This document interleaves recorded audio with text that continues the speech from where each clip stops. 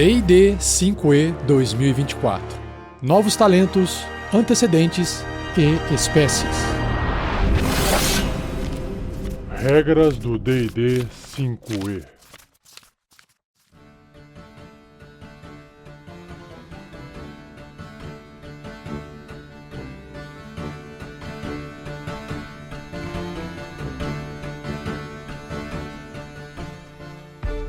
Seja bem-vinda, seja bem-vindo a mais um episódio do Regras do D&D 5e, e o assunto desse episódio são os novos talentos, antecedentes e espécies do livro do jogador do D&D 2024. Reforçando que se trata de uma transcrição do vídeo publicado pela Wizards of the Coast dentro do canal do Dungeons & Dragons do YouTube.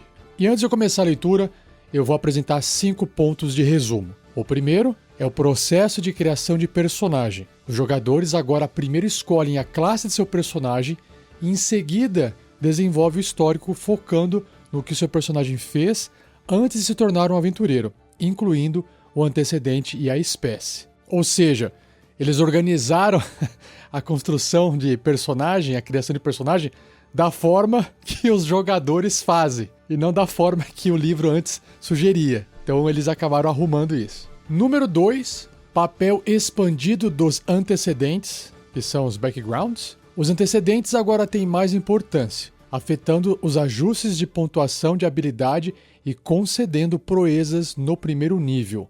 Proeza ficou como sendo a tradução de feats, que são os talentos. Isso permite uma maior personalização do personagem ao longo do jogo. E esse ponto aqui dos antecedentes, essas pontuações de habilidade, é um ponto-chave na mudança dessa nova versão. Número 3. Talentos e flexibilidade. Os talentos são categorizados e personagens de primeiro nível recebem um talento de origem, baseado em seu antecedente. O novo sistema permite flexibilidade nos ajustes de pontuação de habilidade, facilitando o alinhamento dos antecedentes com várias classes. Ponto 4. Novas e aprimoradas espécies. O livro do jogador de 2024 introduz novas espécies, que é o termo agora que substitui raças, como orcs, goliaths e aasimar, e revisita as clássicas, aprimorando suas habilidades para melhor refletir seus temas de fantasia. Por fim, o quinto tópico de resumo é a integração com conteúdos antigos. O novo livro do jogador fornece regras para o uso de antecedentes e espécies de livros mais antigos, garantindo compatibilidade, enquanto estabelece as novas versões como as canônicas. Esse eu vou querer ver. Maravilha? Mas antes de eu começar a leitura do episódio, eu sei que eu já falei esse mais antes, mas eu falo mais antes agora a última vez. Temos links de afiliado da Amazon.com.br para você que quer comprar os 3 novos livros do D&D 2024. O link para esses 3 livros, de novo, link de afiliado, livro do jogador 2024, livro do mestre 2024 e livro do monstro 2024, todos eles em inglês e não vai ter tradução para o português, já podem ser comprados na pré-venda que está na Amazon. Link de afiliado é aquele link que você compra o seu produto, o seu livro, você não paga nada mais por isso, só que se você comprar no nosso link, você também ajuda o projeto, porque uma parte vem pra gente, beleza? Acesse o post desse episódio e dá uma olhadinha lá nesses links. Outro jabazinho é que a aventura A Maldição de Strahd Reloaded, com o mestre de aluguel Conrado, uma nova mesa está começando para personagens de nível 3. Mesas sextas-feiras à noite. Se você tiver interesse em saber mais sobre essa mesa, acesse o post desse episódio. Tem até um link para o grupo de WhatsApp para você poder conversar com o mestre e com outros jogadores interessados em jogar essa aventura com o mestre de aluguel Conrado, beleza? E também, se você tiver interesse em jogar a aventura Vecna Eve of Ruin, é a última aventura lançada, a aventura mais nova lançada no momento da gravação desse podcast do D&D, quinta edição, com o mestre Arboreal. O curioso dessa aventura é que os personagens começam no primeiro nível e vão até o 20º nível. Se você tiver interesse também em conversar com o mestre Arboreal, tem um link de grupo de WhatsApp no post desse episódio. A mesa dele é para jogar sábados à noite, beleza? Então chega de enrolação e vamos pro episódio.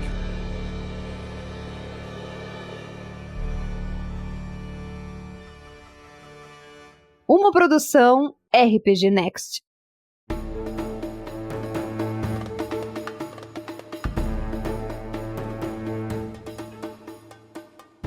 Então, quando você estiver criando seu personagem agora, você escolherá primeiro sua classe, a escolha mais importante que você faz para o seu personagem.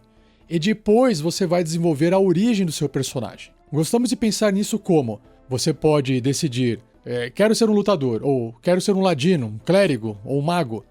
Então você pensa, como eu cheguei até aqui? O que eu fiz antes de ser um membro dessa classe? O que eu sei sobre a infância do meu personagem? E é quando você começa a ponderar essas questões que você se volta para o capítulo de origens do personagem e, essencialmente, volta no tempo na história do seu personagem. Então, novamente, você começa com sua classe e depois reflete: qual era o antecedente do meu personagem? E o antecedente trata não apenas do que você fez antes de se tornar um aventureiro, mas também onde você fez isso. Você era um marinheiro? Um criminoso? Um acólito em um templo? Um sábio?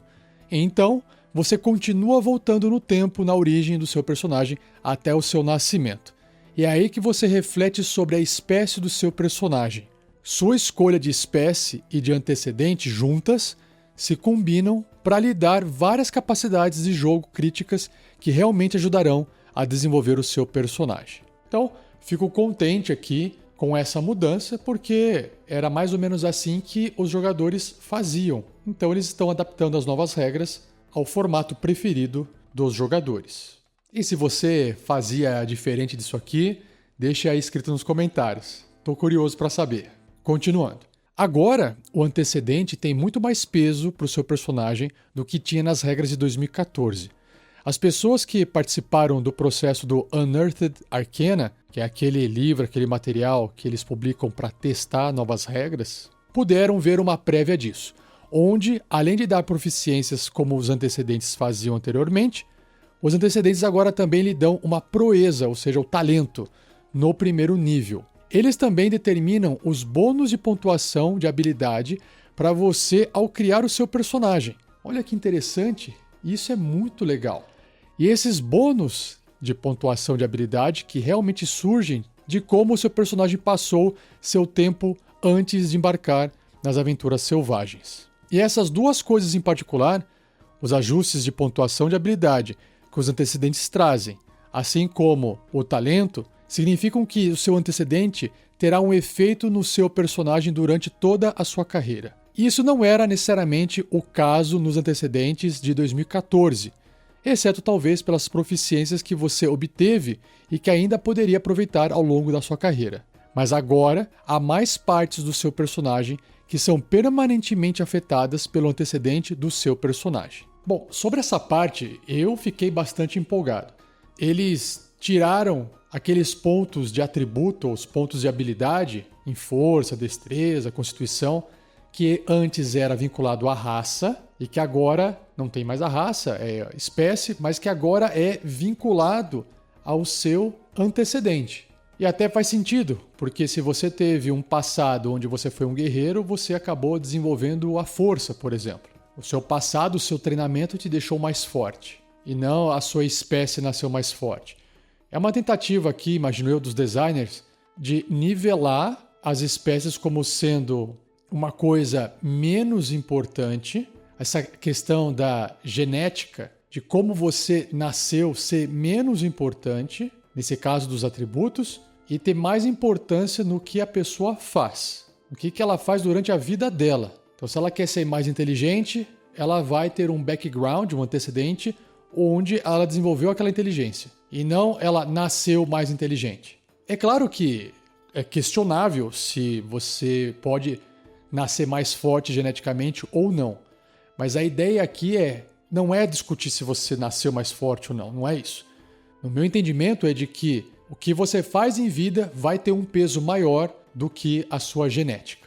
Então, aquele bônus que você vai receber, talvez você até teria um bônus na sua espécie, mas ela não é relevante o suficiente para você se tornar mais forte, por exemplo. Mas isso é o que eu estou imaginando aqui, tá? Não tenho acesso ao livro ainda. A gente tem que ver melhor. Se você nasceu Halfling, uma criatura pequenininha, ou se você nasceu Orc ou Goliath, que são espécies diferentes, como é que fica o atributo da força? Por exemplo, todo mundo vai ter força 10? Pelo que eu estou entendendo, sim. Ou todo mundo vai ter força 8, e aí você gasta os pontos para poder aumentar? Pelo que eu estou entendendo, sim.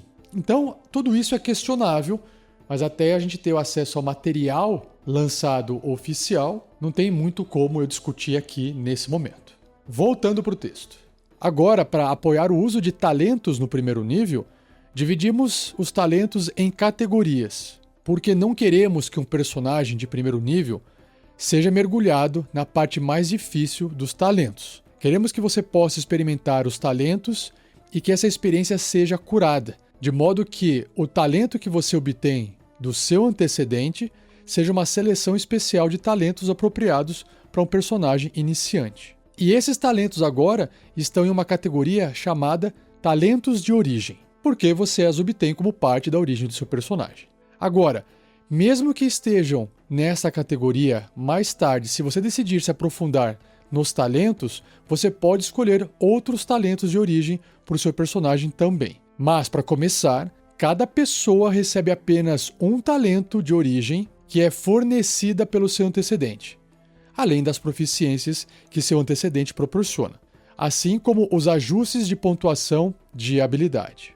Beleza, isso soa bastante interessante, é diferente do que a gente está acostumado na versão de 2014, e ouvir, ou pelo menos ler o que está escrito aqui, me deixa empolgado. Não sei você, mas eu fico empolgado com isso. Estou bastante ansioso para ver esse material quando sair. Continuando. Sobre esses ajustes de pontuação de habilidade, para mim, são realmente empolgantes por causa da flexibilidade que oferecemos.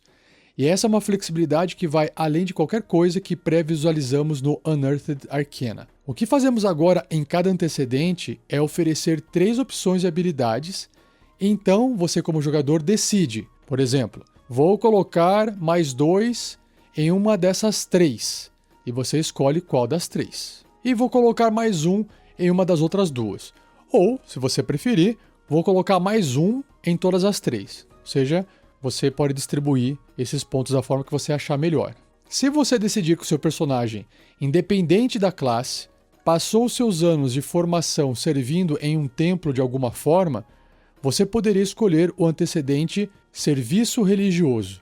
E ele dirá que as 3 habilidades que você tem a opção de ajustar são Inteligência, Sabedoria e Carisma. E você tem total liberdade para decidir qual dessas receberá o mais 2, qual receberá o mais 1, ou, se preferir, pode simplesmente dar mais 1 para todas as 3. Então tá aqui, o antecedente trazendo esse bônus nos seus atributos, ao invés das raças, como era na versão de 2014. Fizemos isso porque queríamos que os antecedentes se entrelaçassem com o maior número possível de classes apropriadas. Anteriormente, quando pré-visualizamos essa abordagem dos antecedentes de fornecer ajustes de pontuação de habilidade, ou também conhecido como atributos, um dos problemas da versão de teste foi que ela meio que fixava os antecedentes em classes específicas. Imagino, né? De repente o cara vai pegar só um antecedente para mago e só outro antecedente para guerreiro, né? E não queríamos prosseguir com isso porque, de certa forma, estava recriando exatamente o problema do qual estávamos tentando nos afastar nas espécies de 2014. Porque em 2014, esses ajustes de pontuação de habilidade existiam dentro das espécies jogáveis. E uma das razões pelas quais os movemos para fora de lá é que não gostávamos de como isso levava certas espécies a serem combinadas com certas classes. É igual você fazer meio orc guerreiro, aproveita a força. Era mais difícil de você ver gnomo guerreiro, halfling guerreiro, por exemplo. Queríamos que as pessoas se sentissem mais livres para misturar e combinar. E aqui, em vez de recriar a mesma restrição, agora temos uma pequena restrição, mas você tem uma enorme quantidade de flexibilidade dentro dela, porque você tem 3 das 6 habilidades do jogo para brincar. independentemente do antecedente que escolher. E realmente o que muda de um antecedente para o outro é quais 3 habilidades são. E garantimos que houvesse uma ampla gama de opções de construção de personagens nos diferentes antecedentes para apoiar muitas construções de personagens diferentes. Como, por exemplo, se eu pular para frente no capítulo O Guia, lá tem as 3 habilidades Destreza, Constituição e Sabedoria. Essa combinação significa que o guia é, na verdade, um antecedente feliz para várias classes diferentes, especialmente porque todos gostam de ter Constituição. E realmente, qualquer antecedente que tenha Constituição, como uma das 3 habilidades, funcionará com praticamente qualquer classe. Isso era algo que estava muito em nossas mentes enquanto criávamos esses trios de habilidades em cada um dos antecedentes para garantir que os 16 antecedentes nesse livro oferecesse uma enorme variedade de opções de construção de personagem. Então tá aí, ele já citou que serão 16 antecedentes, pelo menos aí no livro do jogador 2024. Agora, se alguém quiser ir além das 16 opções de antecedentes do livro do jogador, o novo Guia do Mestre, ou Livro do Mestre, fornece orientações sob a supervisão do mestre sobre a criação de antecedentes adicionais. Mas no livro do jogador, existem apenas 16 para escolher. Existem também alguns antecedentes que compartilham os talentos que oferece, porque não queríamos forçar as pessoas a escolherem um certo antecedente porque ele era melhor para certos talentos. Agora, existem vários talentos que apenas um antecedente oferece, mas há alguns talentos, como o Alerta, que são oferecidos por mais de um antecedente. A habilidade, entre aspas, é um exemplo similar, especialmente porque o talento chamado habilidade é tão aberto. Todas essas combinações de opções, os talentos, os ajustes de pontuação de habilidade, as proficiências e também o equipamento inicial que os antecedentes fornecem, significam que cada antecedente é um pacote de opções muito distintas dos outros antecedentes. Claro, você pode se aprofundar mais nos talentos se decidir, em níveis mais altos. Quando todos atingem o 4º nível, eles recebem um aumento de pontuação de habilidade, assim como no livro Jogador 2014. Mas o aumento de pontuação de habilidade agora é, ele mesmo, um talento. Olha só que interessante. Vai ficar com mais talentos, lembra um pouco a edição 3 do D&D, né, que tinha bastante talento. E assim como em 2014, a versão antiga, até estranho falar a versão antiga, né, mas é a versão que a gente está usando hoje, mas vai se tornar antiga quando lançar a 2024.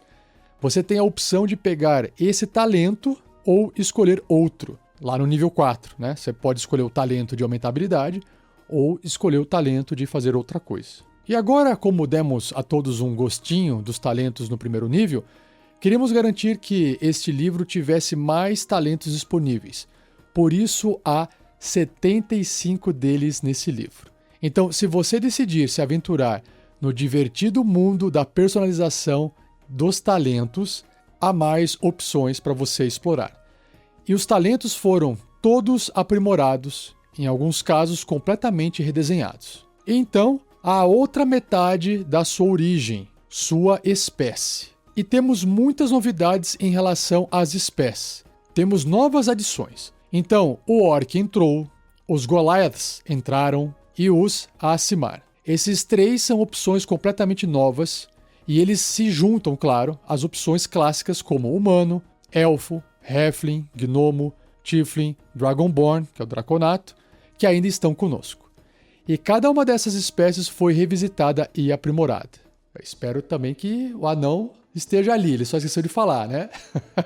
Não pode faltar, não. Vários desses aprimoramentos as pessoas puderam ver no processo do Unearthed Arcana, como o Dragonborn, o Draconato, tendo uma arma de sopro aprimorada. E quando eles alcançam níveis mais altos, até mesmo ganhando a habilidade de criar asas e voar. Aí sim, hein? Bacana, legal.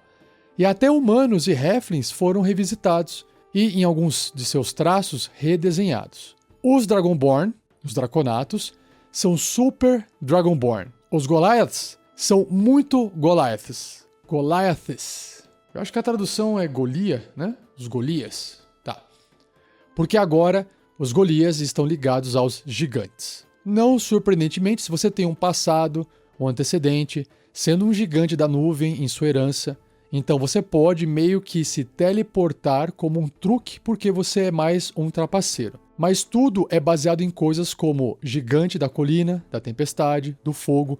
Então todos esses tipos de habilidades refletem no passado do seu personagem. Gostei, tô gostando, bacana. Mas quando você olha para as combinações de todas essas opções, elas realmente mostram como essa reformulação dá a você uma visão real de quem é o seu personagem e de onde ele veio. Agora, uma coisa que sabemos é que todos investiram muito nos livros que já possuem. Para nós, a regra dourada, com esses novos livros de regras centrais, era: as pessoas poderiam continuar usando o material dos livros que já possuem. E isso é absolutamente verdade, mesmo com as novas regras de espécie, antecedentes e classe.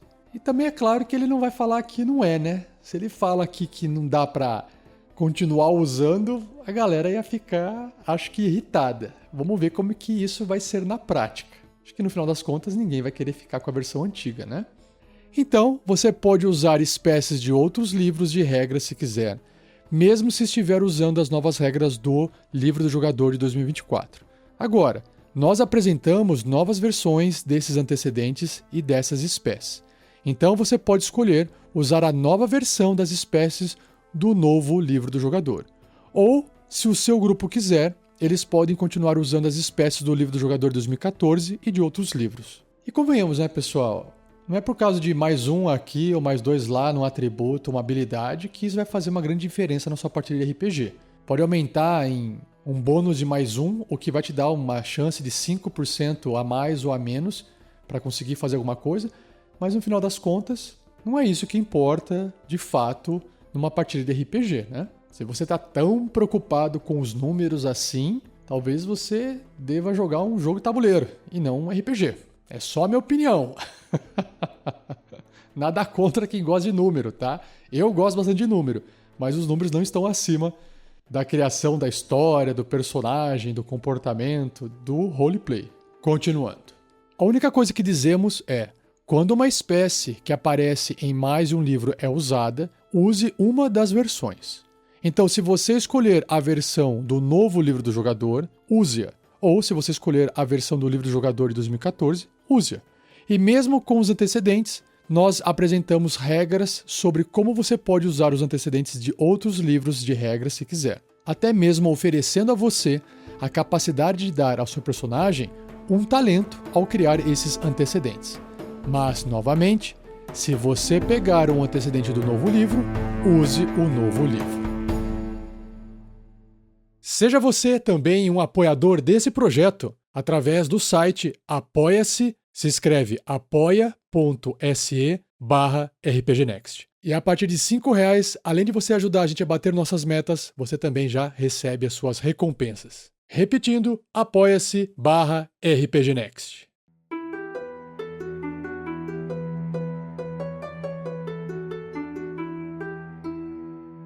E assim eu encerro mais um Regras do D&D 5e. Na verdade, Regras do D&D 2024, né? Espero que você tenha gostado. Se quiser compartilhar suas opiniões sobre essa parte de talentos, antecedentes, espécies, comente aí no episódio. Compartilhe seus pensamentos. E se você está curioso para saber qual que é o próximo episódio, basta nos seguir em todas as redes sociais: Instagram, TikTok, Facebook, YouTube. Digite RPG Next para você nos encontrar, e temos o próprio site do rpgnext.com.br. Dessa forma você não vai perder o próximo episódio, que será a apresentação do novo guerreiro, a nova classe guerreiro, o Fighter, do D&D 2024. Maravilha? Então, muito obrigado, um abraço e até o próximo episódio.